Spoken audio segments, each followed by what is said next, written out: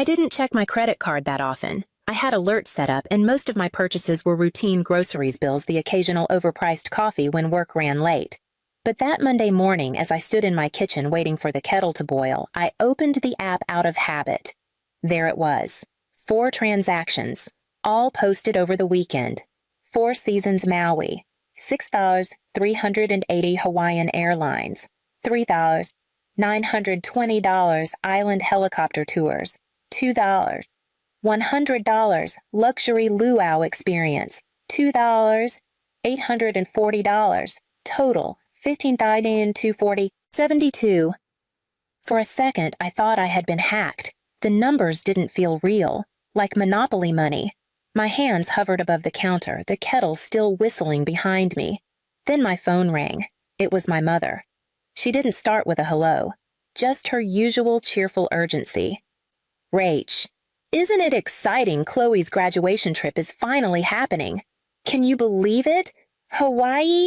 She's been dreaming of it for years. I didn't speak. Oh, and thank you for letting us use your card. We'll pay you back soon. We just needed the miles for the upgrades. You've got such a good credit score. That was the moment. Not the charges, not even the dollar amount. It was the way she said it. Light, like asking to borrow an umbrella. She didn't ask. She never had to. I was the daughter who didn't say no. I cleared my throat. You used my card without asking. A pause. Just enough to know she wasn't expecting the question.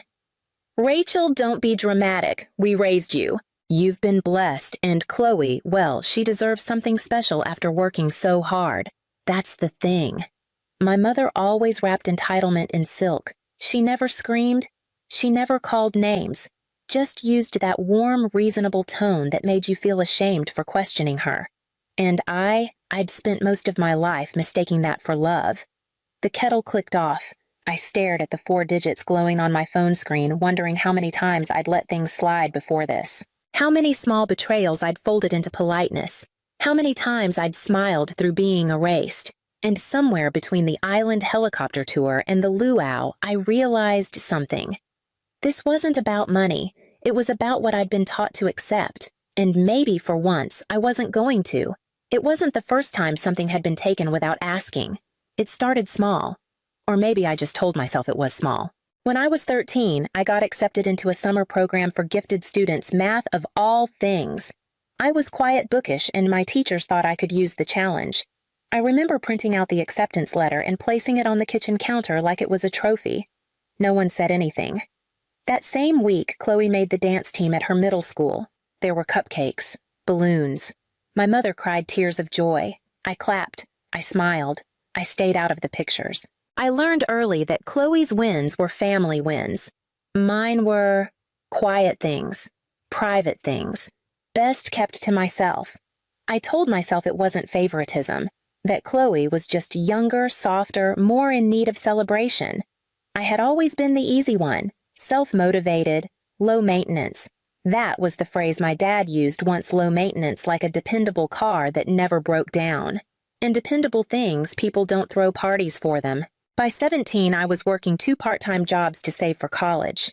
My parents said they'd help if they could, but Chloe's ballet academy was expensive and, well, she had potential. They said it with a kind of reverence, like she was on the verge of something spectacular, if only we all chipped in. I let them reallocate my college fund. I said it was fine. I meant it when I said it. And maybe that was the real betrayal, how easily I'd let it happen. Chloe was always sweet to me. That's the part no one understands. She wasn't cruel. She didn't gloat. She just expected things. She had grown up in a world where things showed up for her like magic. Clothes in her size, a new iPhone when hers cracked, someone else's credit card booking the spring break hotel. She was the kind of girl life handed umbrellas to before the storm even started. And I carried my own rain. By the time I graduated college debt-free, thanks to scholarships and a side job at the library, I didn't even tell my parents about the ceremony. I knew they wouldn't come. Chloe had a regional dance competition that weekend. Years later, sitting in my apartment, a glass of lukewarm wine in hand, and $15,000 missing from my credit limit, I realized I had never actually confronted any of it. Not the erased college fund, not the birthdays where Chloe's name was on the cake, not the phone calls that always began with "Can you help?" and never ended with "Thank you." I had been quiet for so long I'd mistaken the silence for peace. But now that silence had a balance due, and this time I wasn't paying. I called her that night, not because I wanted to fight, because I needed to understand.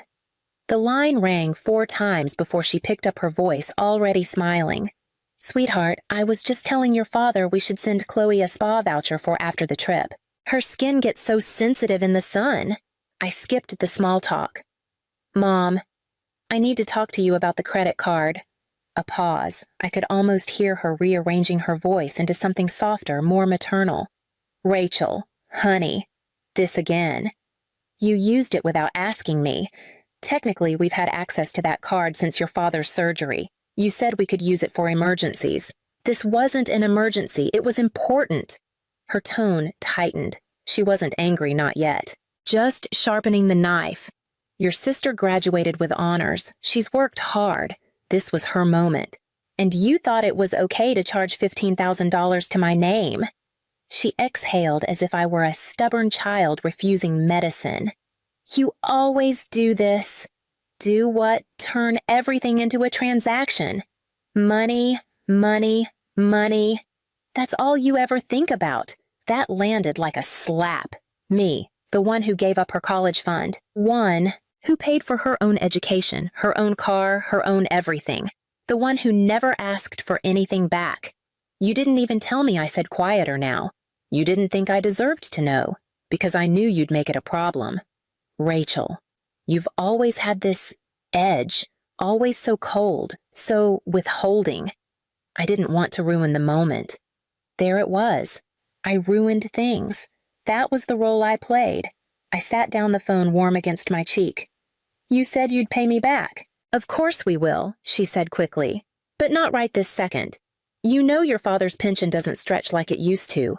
And you, well, you're doing so well. You've got your little job in that apartment of yours. No husband, no kids, no real expenses. No real expenses. As if my life didn't count unless I had someone else depending on me." I felt something crack in my throat. I swallowed it. "You think that means you can take from me? I think it means you should be happy for your sister." There it was again. The reframing, the rewrite, the guilt gift-wrapped. "She's always been so generous with you. You know," she continued, "when you missed her birthday last year, she told everyone it was because you were working so hard. She defended you. I didn't even know I was invited." "Well, that's your problem, Rachel. You always expect people to chase you. You isolate. You pull away. And when we try to include you, yes, maybe in ways that aren't perfect, you lash out." It was so smooth, so practiced. I almost believed her. Almost. But I was tired of swallowing blame just because it was served in a sweet voice. "I'm going to the bank tomorrow," I said flatly. "Rachel, I didn't authorize those charges, and I'm not carrying them. Sweetheart. Good night, Mom." I hung up, and for the first time in a long time, I didn't feel guilty. Just quiet. The kind of quiet that comes after someone slams a door and you finally hear how heavy it really was. The next morning, I called the bank. I had rehearsed the script in my head, calm, factual, reasonable. A professional woman disputing unauthorized charges. I imagined the voice on the other end saying things like, "We'll get right on that," or "We understand completely." Instead, I got put on hold, then transferred. Then told gently but firmly that because my parents had been listed as emergency users on the account years ago, technically it wasn't considered fraud. "You granted them access," the woman said. "Even if it was for a limited purpose, we can't prove misuse without written restrictions." She sounded sorry, but that kind of sorry didn't fix anything. I thanked her anyway. That's what I do. After I hung up, I sat in silence for a long time. There's a certain kind of quiet that settles when you realize no one is coming to fix this.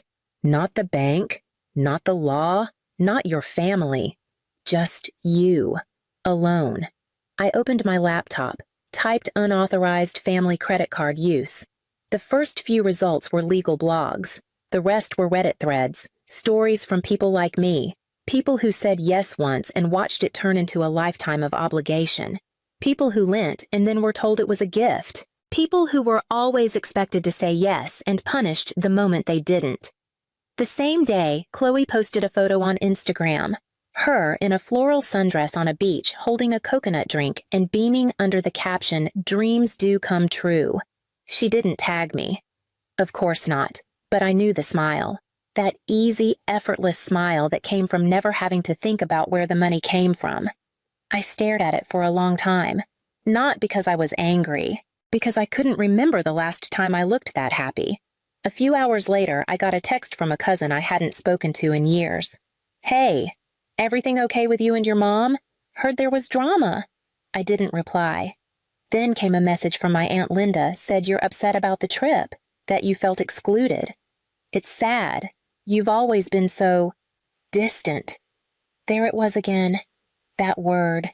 Distant. Not hurt, not disrespected, just distant. Cold. Hard to love.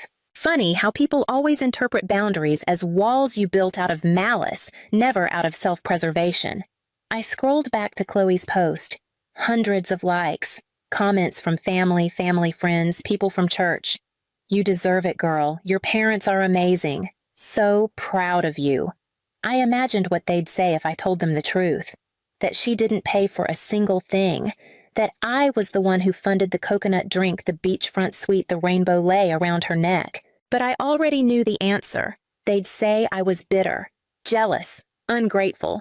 Because in families like mine, silence is the currency of peace. And speaking up, that makes you the problem. So I closed the app and opened a blank document. I didn't plan to post anything. I wasn't the type. I'd always hated oversharing. Watching other people put their pain out for the world to dissect like it was entertainment made me uncomfortable. I told myself I was better than that, more private, more composed. But it wasn't about me anymore. It was about how quickly the truth disappeared the moment someone told a prettier story. By Friday, I had received 6 texts from extended family. A voicemail from a former babysitter I hadn't spoken to in a decade. Even my old piano teacher reached out on Facebook commenting under a picture I hadn't updated in years. "Hope you're not taking things too personally. Your mom always means well." That was the final nudge, not the theft. Not the silence. Not even Chloe's new reel dancing barefoot on the beach with ukulele music in the background. It was the condescension, the way everyone assumed I was the one overreacting, as if generosity had been offered and I'd thrown it back. So I wrote. Not for revenge, not even to be understood. I wrote because I was tired of pretending it hadn't happened. It took me 3 hours.